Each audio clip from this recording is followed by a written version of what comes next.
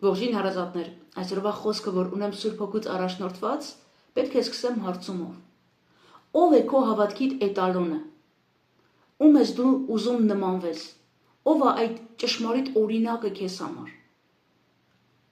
Սա շատ կարևոր հարց է։ Երբ որ մարդկանց կոչ եմ անում եկեղեցի հաճախելու, մարդիկ տարբեր պատճառաբանություններ են որոնում եւ ասում են, գիտես, դե եկեղեցու հովիվը ինչ որ մի պատմություն են պատմում, կամ մի հատ քույրի, կամ մի հատ եղբայր իրանց նենց խաբել է, որ իրանք չեն ուզում այդ եկեղեցին գնան։ Շատ լավ, բայց դու ում համար ես գնում եկեղեցի։ Դու ում ես ուզում նմանվես։ Այդ քույրիկին ու եղբորը, որ բարի համբավ չունեն,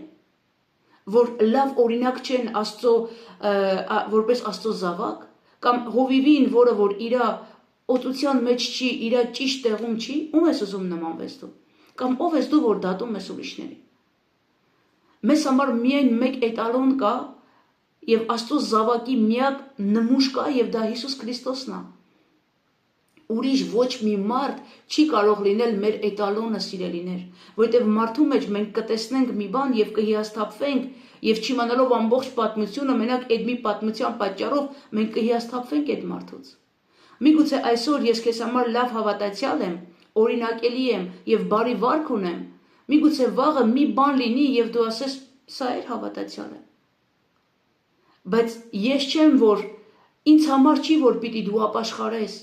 Ես չեմ քեզ համար խաչվել եւ ոչ մի հոգեվոր առաջնորդ քեզ համար չի խաչվել։ Չի մահացել եւ հարություն չի առել, քեզ համար գին չի վճարել, այլ միայն Հիսուս Քրիստոսն է այդ գինը վճարել եւ միայն Հիսուս Քրիստոս կարող է լինել ճշմարիտ օրինակ մեզ համար։ Մենք բոլորս, լինի դա հոգևոր առաջնորդ, լինի դա ուղղակի եկեղեցու անդամ, ցանկացած մեկս, մենք բոլորս մեր նպատակը պիտի լինի, որ Քրիստոսին նմանվենք, Քրիստոսին կերպարանակից լինենք, ինչպես Սուրբ Գիրքն է ասում, մենք իր արտացոլանքը պիտի լինենք, այո, լավ է, որ մենք հասնենք այդ կատարելությանը, լավ է, որ մարդիկ ինձ տեսնելով իմ Տիրոջս փառավորեն, ուզենան, որ իմ Հիսուսին ճանաչեն, սա է Ինձ թվում է ցանկացած քրիստոնյայի նպատակն է, որ իրեն տեսնեն եւ իր Հիսուսի ետևից գնան, ասեն, ես քո Հիսուսին եմ ուզում, ես ուրիշի Հիսուսին չեմ ուզում, ես քո պաշտած Հիսուսին եմ ուզում։ Սա լավ է, սիրելիներ, որ մենք այս օրինակը ունենանք, բայց ցավոք մենք էլ սխալվում ենք, ցավոք մենք էլ մարդ ենք, մենք էլ ընկնում ենք, դու քո տանը նստած իմ պայքարները չգիտես, ես քո պայքարները չգիտեմ, բայց մենք իրար սխալները տեսնում ենք եւ չգիտենք թե քանի հազար անգամ հաղթանակներ ենք տարել, որ այդ մի անգամ ընկել ենք, բայց մենք այդ ընկնելն ենք տեսնում։ Մարդկանց հազարավոր անգամ լավություններ արա Հիսուսի փառքի համար, բայց մի անգամ հանկարծ վրիպում ունենաս, կասեն, նայե հավատացյալը այսպիսին է, սա է մեր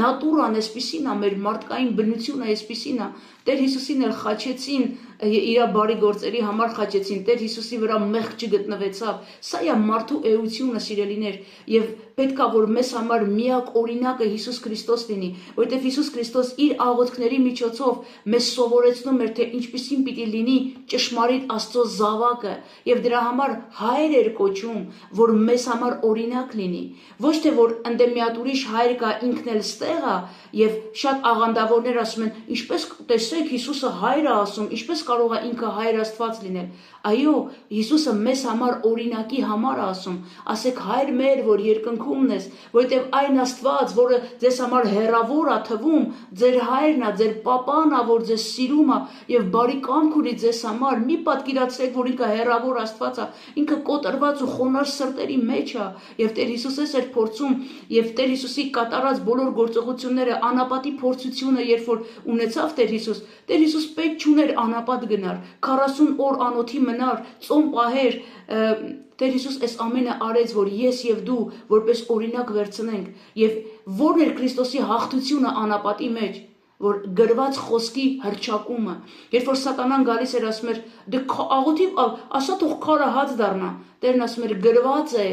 գրված է, որ ոչ միայն հացով կապրի մարդը, այլ Աստծո շուրթերից դուրս եկած խոսքով, որ ես եւ դու իմանանք մեր հաղթությունը որտեղ է, Տիրոջ խոսքի մեջ է մեր հաղթությունը։ Դրա համար Կոչ եմ անում, որ կարդաք Աստվածաշունչը, իմանաք Աստծո խոսքը։ Դու չես կարող սատանայի դեմ կանգնես այսպես ճակատ եւ ասես, գիտես, ես քնիցս արթնացա եւ որոշեցի, որ էսիշ բան է։ Դու չես կարող։ Մեր զենքը երկսայրի սուրը, ինչպես Պողոս Առաքյալն շատ լավ փոխանցում է միտքը, որ մեր զենքը այս պատերազմի մեջ սատանայի հետ դա Աստծո խոսքն է։ Եվ Աստծո խոսքը հռչակելով, դու արդեն սատանային իր տեղն ես ուղարկում։ Էլ քեզ պետք չի, որ դու նստես մտածես, բա ինչ ասեմ, բա ոնց ասեմ։ Արդեն այդ խոսքը կա, որ ինքը կենթանի է ու զորավոր է ու երկսայրի սուրի պես է մեր ձեռքերի մեջ։ Բայց այդ խոսքը պիտի իմանաս։ Երբ որ սատանան գալիս ասում է, դե եթե Աստծո զավակ ես, դու պետք է դրա պատասխանը պիտի ունենաս դու։ Ինչպես պիտի պատասխանես։ Իսկ եթե դու խոսքը չես կարդում, ինչպես պիտի դեմ կենաս սատանային։ Եթե դու Տիրոջ տուն չես այցելում, եթե դու աղոթքի կյանք չունես, ինչպես պիտի դեմ կենաս։ Պարտված պիտի ապրես։ Մեր հաղթությունը Աստծո խոսքի մեջ է։ Մեր հաղթությունը Քրիստոսի ոտնահետքերով քայլելն է, իր ճանապարհի մեջ լինելն է։ Հիսուս Քրիստոսն ասաց. Ես եմ ճանապարհը, ես եմ կյանքը, ես եմ հավիտենականությունը, ինձ հետևեք։ Ոչ մի հավատացյալի մի հետևեք, սիրելիներ։ Մենք բոլորս սխալվում ենք, մենք բոլորս մարդ ենք եւ կարիք ունենք զորավոր առաջնորդի եւ միակ էտալոնի, որի անունը Հիսուս Քրիստոս է, ով խաչվեց, մահացավ եւ հարություն առավ իմ եւ քեզ համար։ Հետաքրքրվի, ինչ տվեց Քրիստոսի խաչը քեզ։ Հետաքրքրվի Տեր, ինչի պիտի ես ուրախանամ, որ դու հարություն ես առել։ Որն է իմ ուրախությունը դրա մեջ, որ դու 2000 տարի առաջ հարություն ես առել։ Փնտրեք եւ կգտնեք, բայց հետևեք Հիսուս Քրիստոսին։ Ճաշակեք ու ճանաչեք, անձնապես ճանաչեք ձեր Փրկչին, կանչեք նրա անունը։ Քու այդ տկար հավատքդ բեր եւ ասա. Տեր, այսքան է իմ հավատքը, խնդրում եմ, ինչ ճանաչեցրու քեզ, եւ Հիսուս Քրիստոս քեզ այցելություն կանի, որովհետեւ Հիսուս Քրիստոս սիրում է քեզ եւ սպասում է քեզ ամեն օր, ամեն ժամ եւ ամեն վայրկյան։ Հետևիր Տեր Հիսուսին սիրելիս եւ եղիր օրհնված։